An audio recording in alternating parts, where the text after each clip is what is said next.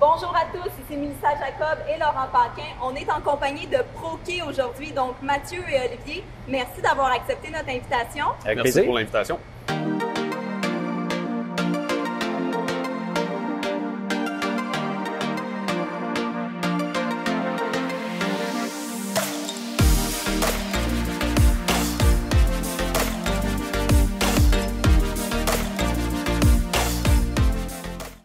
On est présentement sur un quai que vous avez installé vous-même. Dans le fond, c'est ProQuay qui a installé le quai. Oui, absolument. On est ici à Boucherville, on est manufacturier sur la même rue. Notre client régulier chez lequel on est en ce moment, on lui en a installé peut-être une dizaine au courant des dernières années. Donc, vous êtes quand même assez actif. On essaie le plus possible, oui, d'être actif pour nos voisins. Je confirme qu'ils sont actifs. Ça fait plusieurs fois qu'on entendait parler d'eux. Ça fait longtemps qu'on avait prévu cette entrevue-là. Il suffisait de trouver le temps de le faire pour les deux parties. Puis on parle souvent des clients qui nous parlent d'eux. Fait que c'est sûr qu'on avait hâte de pouvoir faire une entrevue avec eux. Pouvez-vous nous présenter qui vous êtes ProQuay exactement? Vous êtes situé ici, vous êtes à Boucherville. Puis depuis combien de temps la compagnie existe, etc. Parlez-nous un peu de ProQuay. Oui, dans le fond, la compagnie est établie depuis au-dessus de 35 ans maintenant.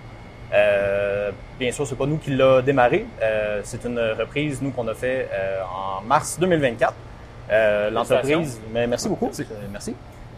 Donc, l'entreprise fabrique des kits de chargement là, depuis environ, je dirais peut-être une vingtaine d'années maintenant.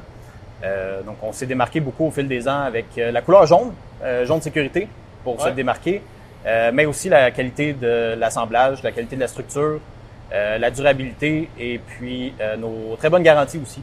OK, intéressant. Puis on est manufacturier principalement du produit ici sur lequel on est, le kit de chargement, mais on est distributeur aussi de produits connexes en lien avec les kits de chargement. Donc on va le voir à l'extérieur plus tard. Il y a les coussins d'étanchéité autour de la porte de garage, les crochets de retenue, les butoirs en caoutchouc pour les camions. Donc on s'occupe de... Vous fournissez le tout à d'autres entreprises ici. Oui, puis on s'occupe justement d'un projet dans son entier, ici, comme ici. Très intéressant. Yes. Vas-y, Mélissa, je te laisse poursuivre. Donc, pourquoi les kits de chargement et les niveleurs de quai sont-ils des éléments cruciaux pour les entreprises industrielles et logistiques? Je dirais en fait que les kits de chargement sont souvent les grands oubliés. C'est quelque chose sur lequel les gens vont essayer de sauver, vont essayer de sauver en entretien, de moins dépenser. Et au contraire, un kit de chargement en mauvais état, c'est dangereux. Et puis, essayer d'économiser sur le coût initial, règle générale, va amener plus de coûts dans le futur. Donc, c'est essentiel. Ça va créer un downtime dans la production, dans la chaîne de production. Quelqu'un qui n'a pas de... Je t'arrête, Mathieu. Oui. Un downtime, si tu peux expliquer au monde c'est quoi un downtime, c'est vraiment important là. Oui, downtime, dans le fond, c'est un arrêt complet des opérations. Donc, si le quai devient non fonctionnel ou plus en état, normalement, la procédure, c'est d'arrêter complètement l'utilisation. Donc, on ne peut plus expédier, plus recevoir. Ça peut créer carrément un arrêt. Donc, le camion peut rester coincé ici. Ça peut amener des frais parce que les employés, finalement, ne peuvent plus travailler. Ou, à l'inverse, on peut peut-être voir des employés essayer de contourner le quai de chargement, donc travailler de façon un peu plus cow-boy, mettre à risque leur intégrité physique, leur santé, sécurité. Donc, c'est le genre de problème que ça peut amener le quai de chargement si c'est pas convenablement choisi ou même convenablement entretenu. Fait que c'est pour ça que tu disais ça. Vas-y. Ah, ben, si tu me permets, en même temps, c'est que souvent, un client va pas se rendre compte de cet enjeu-là dès le départ.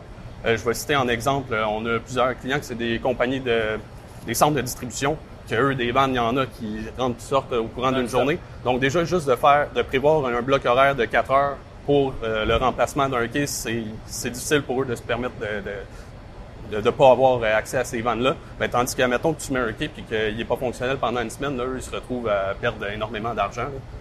Donc, fait que pour eux, c'est ça que ça revient à dire, là, un downtime, là, un arrêt des opérations, c'est vraiment crucial. C'est pas bon pour l'entreprise. C'est pour ça que mettre la qualité, il y a une bonne durée de vie, c'est important pour eux, puis c'est important pour vous, c'est ça que vous livrez aussi comme produit. On parle de durée de vie, justement. Vos installations, ça dure on en a parlé un petit peu plus tôt, ça peut durer de combien d'années à peu près? Nous, c'est pas rare de voir des quais d'une dizaine d'années en montant. C'est sûr, ça va dépendre beaucoup de l'utilisation qui en est faite. Donc, disons, quelqu'un qui fait du cross-docking, qui sollicite son quai sur 3 chiffres, oui, il peut s'attendre peut-être plus à 5 ans parce qu'il va l'utiliser 3 fois plus que le producteur maraîcher qui, lui, l'utilise peut-être une fois ou 2 par semaine. et puis qui fait un entretien très régulier de son matériel. Règle générale, c'est des gens qui font attention à leur machinerie. Donc, un quai qui reçoit suffisamment d'amour, qui est utilisé convenablement, va durer une dizaine, une quinzaine d'années avec un entretien qui est relativement raisonnable. Donc, pas des coûts astronomiques. Est-ce que tous les installateurs de quais de chargement ont le même, dans le fond, leurs produits ont le même durée de vie? Non, absolument pas. Il y a des tendances sur le marché à aller vers la baisse des coûts des matériaux, donc le coût de production. Donc, on va changer le type d'acier qui est utilisé pour un acier qui est plus formé.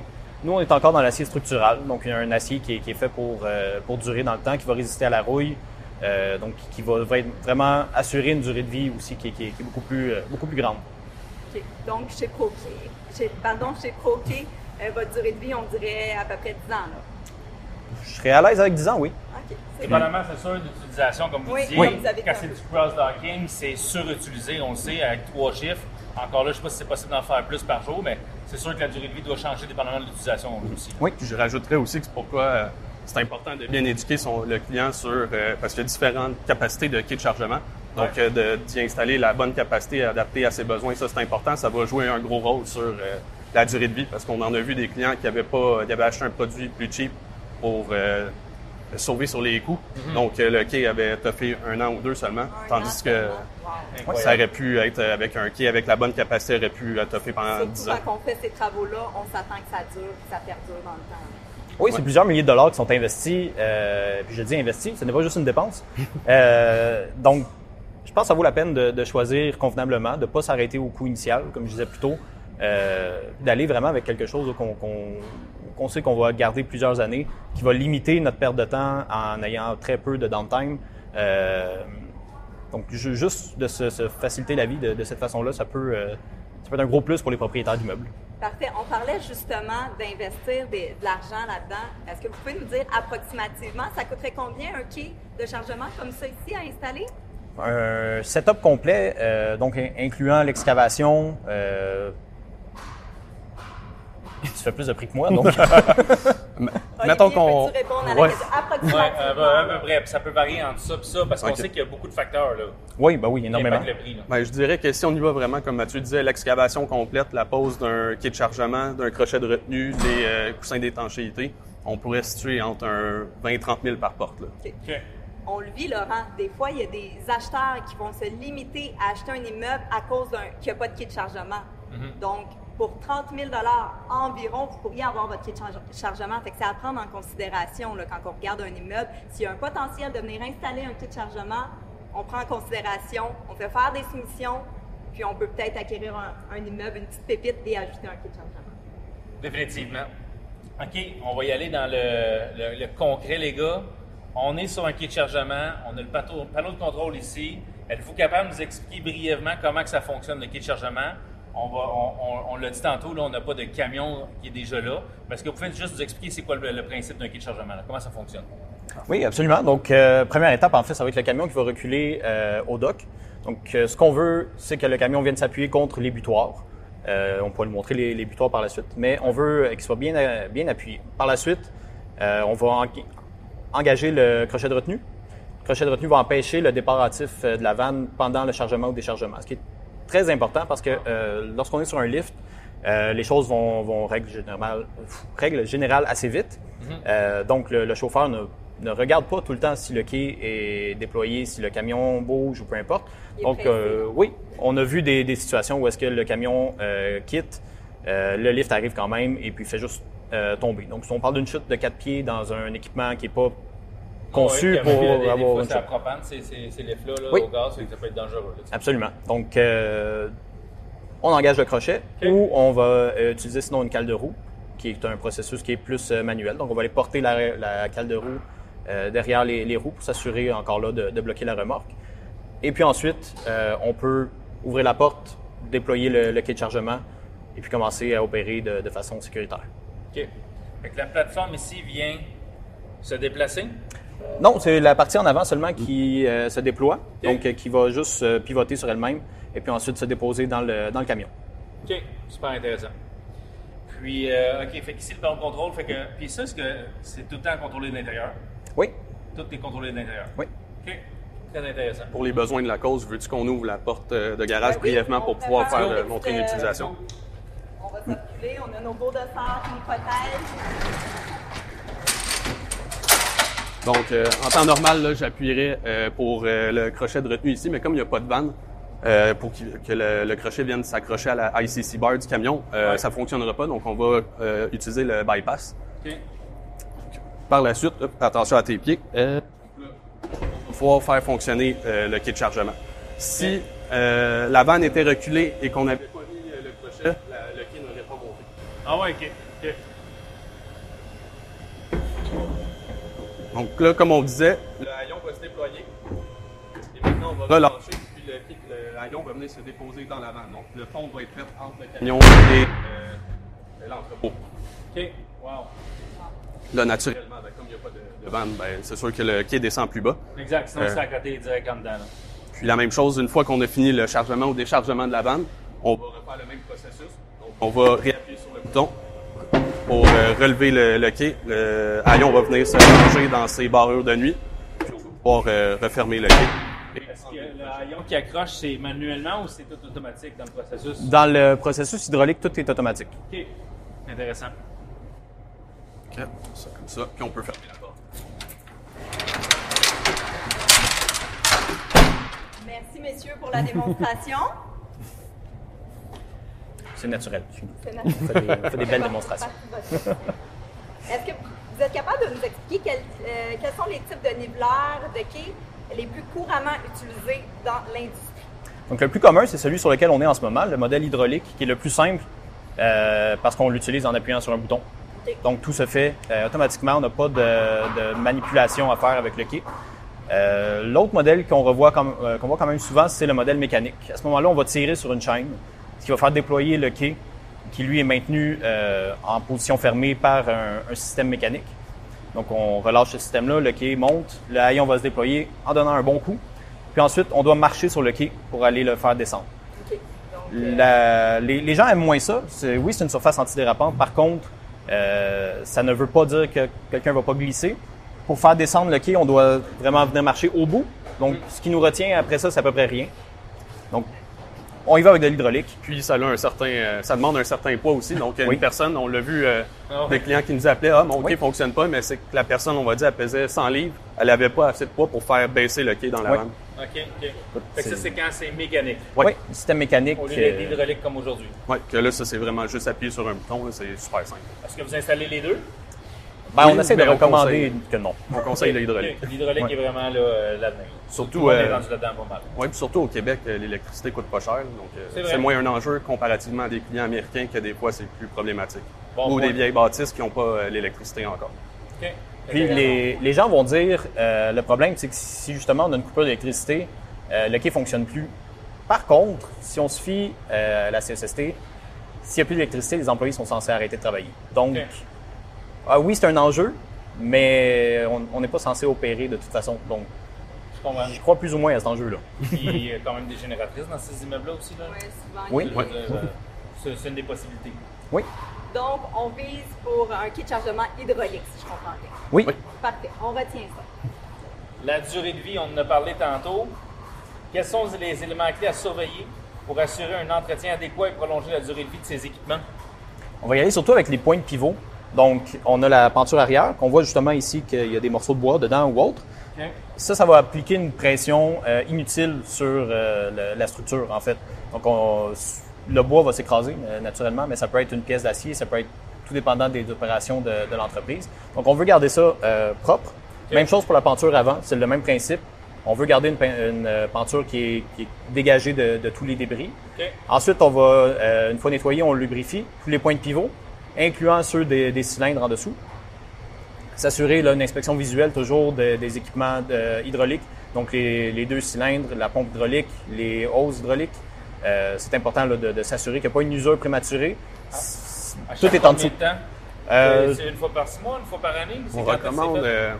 je dirais, 3 à 4 fois par année selon l'utilisation du client. C'est sûr que, on va dire, une ferme qui l'utilise une fois par semaine, là, 2 fois par année, à l'automne et au printemps, ça pourrait être fait. Là, mais quelqu'un qui utilise son quai là, sur 3 Plus quarts souvent, de travail, là, 4 fois par année, ça pourrait être bien.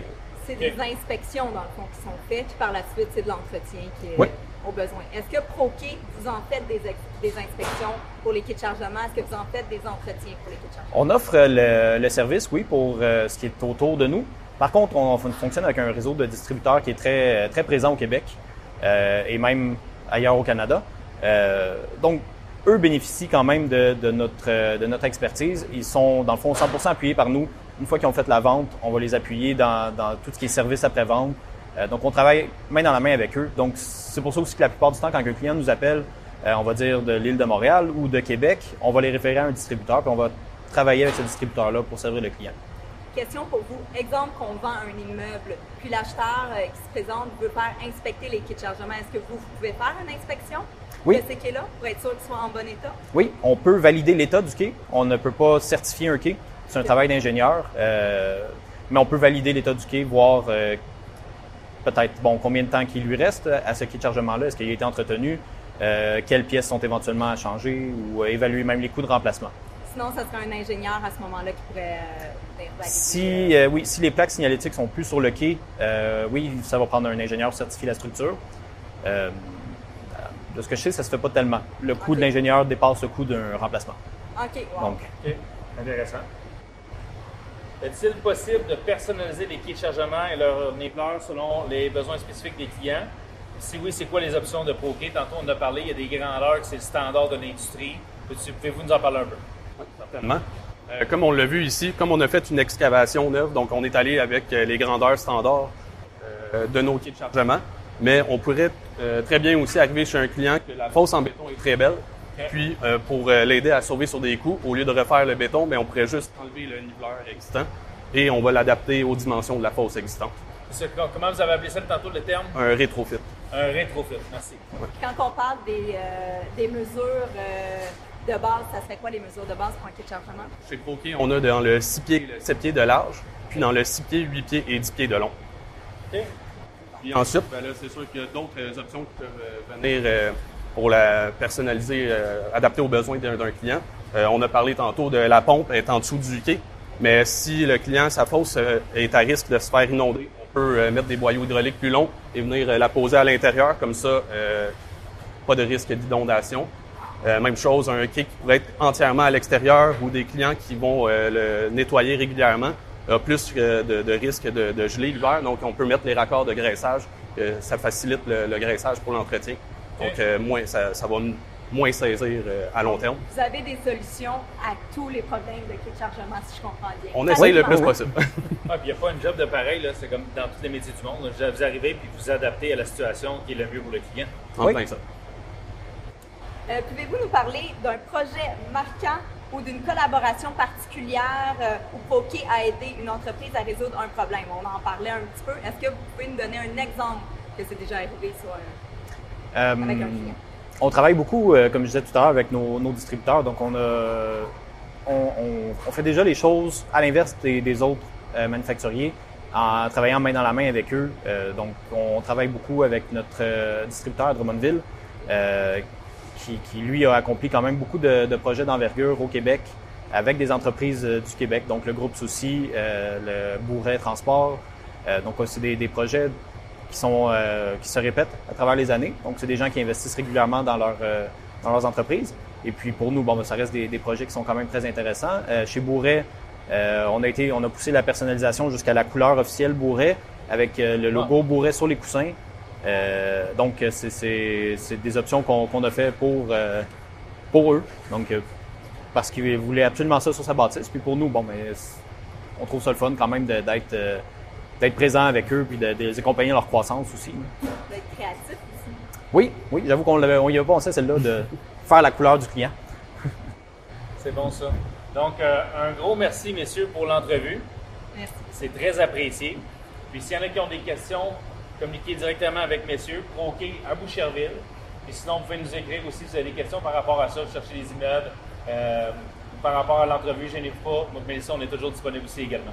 Puis si tu me permets, avant de finir, Laurent, on est fiers aussi d'être un produit québécois. Oui, donc, la majorité des alternatives pour les clients, ça va se retrouver avec des options ontariennes ou américaines. Donc, c'est toujours le fun d'encourager localement. Ça, c'est un point majeur. Je suis un fervent. C'est important pour moi, là, qu'est-ce qui est produit québécois, d'encourager l'économie circulaire, l'économie locale. Fait que je trouve ça très important que tu en parles comme moi. Merci, messieurs. Merci à vous. Merci. Merci, Mélissa.